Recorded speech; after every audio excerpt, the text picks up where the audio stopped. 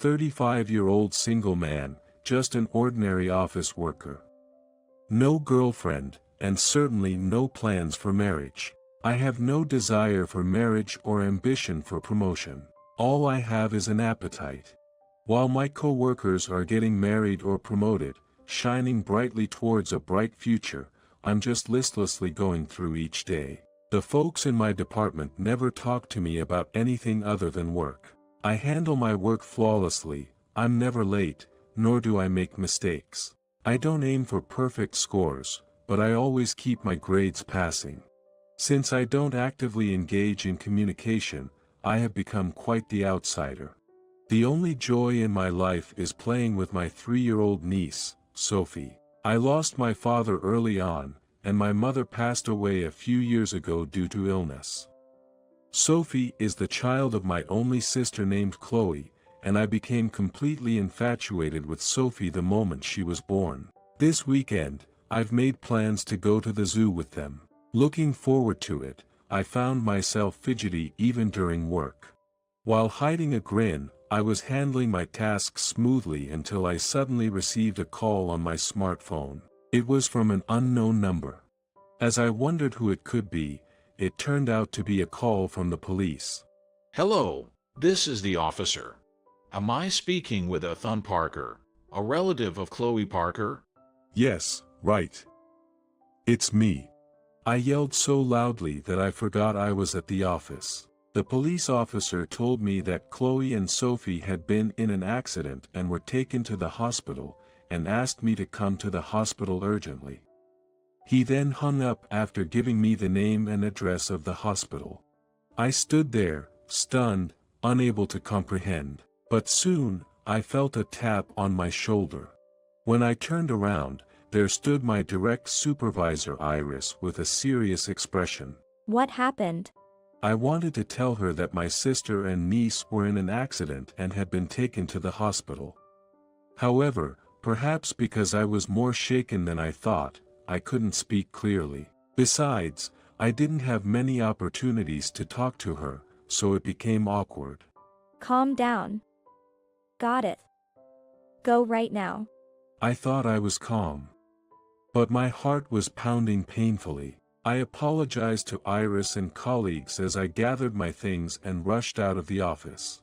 Chloe and Sophie were looking forward to the zoo. There couldn't possibly be anything seriously wrong.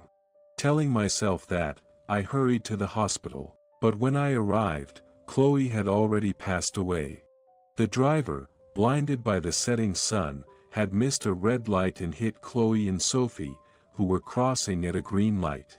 Chloe died instantly. Sophie was shielded by her mother and only had minor scratches. Overwhelmed by the shock of losing my only remaining family member, I was left speechless. But there was no time to grieve over Chloe's death. There were many things that had to be done. I had to handle everything myself, contacting relatives, arranging her funeral, and all sorts of paperwork. Ethan, let's play. Sorry, honey, I have some things to do. After I'm done. Okay. Sophie was still too young to understand her mother's death, and played innocently. Seeing her like this was truly painful. After the funeral went smoothly, a family meeting was held to discuss what comes next. The agenda was, who will take care of Sophie? We can't do it. Financially, it's tough for us too. As everyone hesitated to take on the responsibility, suddenly all eyes turned to me. Ethan, you should take Sophie. What? I exclaimed in surprise. Indeed, I've spent a lot of time playing with her, but playing and taking care of a child are completely different. I had no confidence in raising her. I barely managed to cook for myself, let alone do housework properly. It seems like Sophie is fond of you. It would be good, I guess. Yes, that would definitely be better.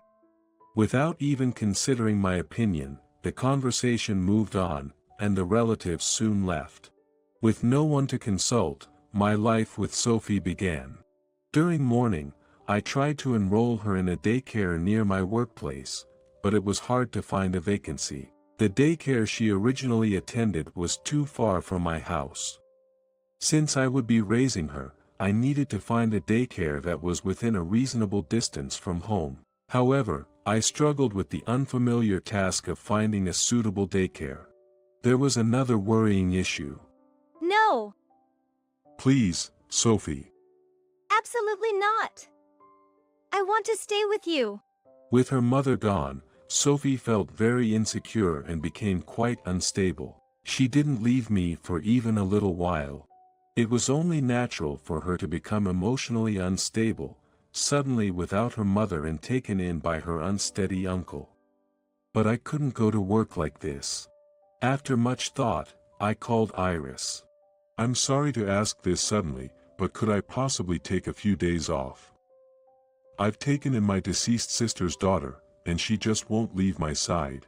Having already taken several days off from mourning, I felt quite embarrassed making the request. However, she said, Just come to the office. You can bring your niece too. feeling truly sorry, I apologized repeatedly over the phone. There must be a mountain of work to do. Everyone must be working hard, covering for me as well. The next day, I took Sophie with me to the office. As I entered the office with a nervous expression, all eyes suddenly turned to us. I immediately apologized. I'm very sorry for being absent these past few days. As I said this while holding Sophie, I heard the clicking of heels approaching. It was definitely Iris. I was sure I was going to be scolded. Hesitantly, I turned my gaze. However, her expression was very bright. Hi, nice to meet you. What's your name? There are some really tasty treats here. Would you like some? I'm Sophie. I want treats. Although Sophie had clung to me, she suddenly jumped down and started walking, led by Iris's hand. That sparked the interest of my colleagues, and one after another started to crowd around Sophie. Seeing her smile, so unlike her usual anxious self, I quietly breathed a sigh of relief. While my colleagues were doting on her, Iris approached me. You look just like I expected. Sorry. I asked back, not understanding. Your voice on the phone earlier was desperate. You sounded totally overwhelmed. She said so as she handed me a piece of paper. It was titled, Parental Leave Application. My eyes widened in surprise, and she continued. Dealing with daycare paperwork and adjusting to life with little Sophie must be tough. Take some parental leave and establish a solid living foundation. May I take parental leave? Indeed, our company does have a parental leave policy. But I had never thought it would apply to me. Sure. And take this too. She handed me a pamphlet for a daycare. It was one nearby. My daughter is in preschool, and she goes to this daycare. They're quite flexible and have fewer events, so I recommend it. I'll check if they have any vacancies. Iris is a single mother. She has had to leave work early occasionally when her child suddenly fell ill. I remember when her child used to get sick frequently while at daycare, she gently tapped my shoulder. You really helped me out during those times. Those times, I tilted my head, not recalling. Don't you remember? When my child had a fever or something, you always covered for me. Her words brought back vague memories of the past. Back then, shortly after returning from parental leave, I had seen her struggling with calls from the daycare and offered to help. You were really cool back then. Just assign all the work to me when you need to leave early. I almost fell for you. She said with a lively laugh. I felt oddly embarrassed. It was just because I was concerned. At that time, my sister was pregnant. The father of her unborn child had disappeared when he learned of the pregnancy, but despite our mother's and relatives' objections, she had decided to be a single mother. Despite severe morning sickness and the physical toll, she worked tirelessly as a cashier at a supermarket to save for the birth expenses. Her desperate situation reminded me of Iris at the time, and I couldn't help but offer my assistance. Now it's my turn to help you. That's not necessary. I'm really not. Start with taking the parental leave. That'll give you enough time so you can calmly handle everything. Is this really okay? I couldn't believe the situation and asked her again. Of course, it is. First of all, if it's too much, you should have come to me sooner. Do I seem like an unreliable boss? I quickly assured her that wasn't the case, and she smiled satisfactorily. I hadn't done anything praiseworthy. Just lent a hand. Being thanked always made me feel awkward, and I tended to respond curtly, but it was genuinely nice to know she appreciated it. I've always hated drawing attention, so I try to remain inconspicuous at work. I'm not good with people, and I struggle with conversation. Learning that someone appreciated me this much was a new feeling. Ethan, look. I got lots of treats. While I was lost in thought, Sophie called out to me. She ran towards me, smiling joyfully, clutching a handful of treats. Yes, this is Sophie's smile. It is the true smile of hers. Soon after Chloe had passed away, even when Sophie smiled, there was always a hint of anxiety in herself.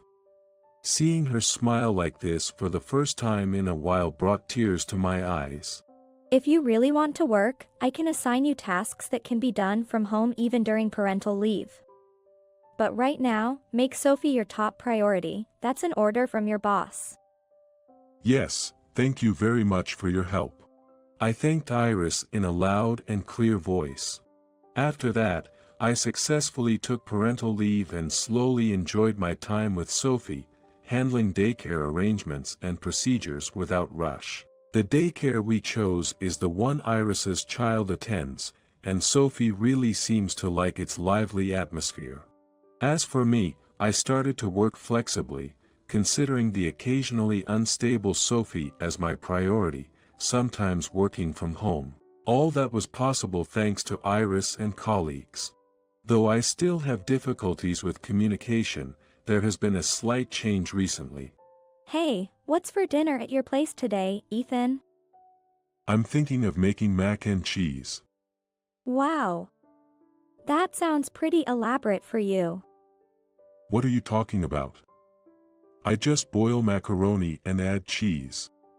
That's a relief to hear.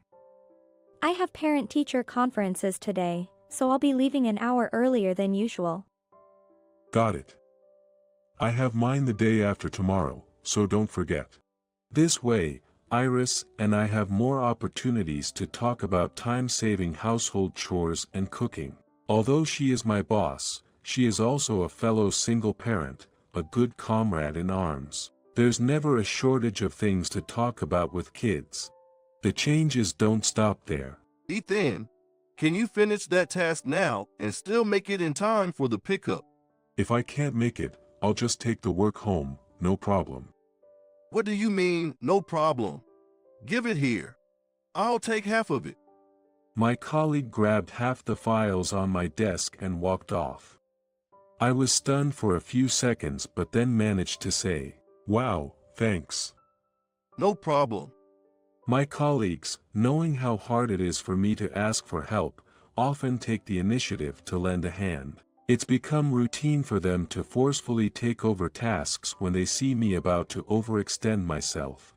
I still find it embarrassingly awkward to express my thanks, but when I manage to say thank you, they always respond with pleased smiles. Supported and assisted by everyone like this, I'm able to work and live with Sophie. It's a mutual support system. Without the experience, I might never have realized how warm and supportive people can be. Moving forward, I plan to repay the kindness I've received, protect Sophie in place of Chloe, and strive to live a fulfilling life.